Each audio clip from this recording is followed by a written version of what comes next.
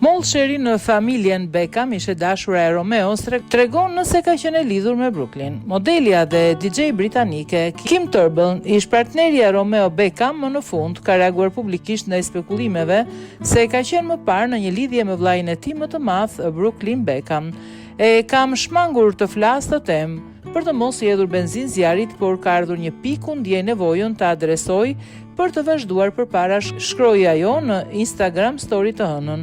Nuk do të vazhdoj të pranoj ngacmime apo të ndjej turp për shkak të gënjeshtrave të krijuara për të përshtatur një narrativ të caktuar, shtoi ajo.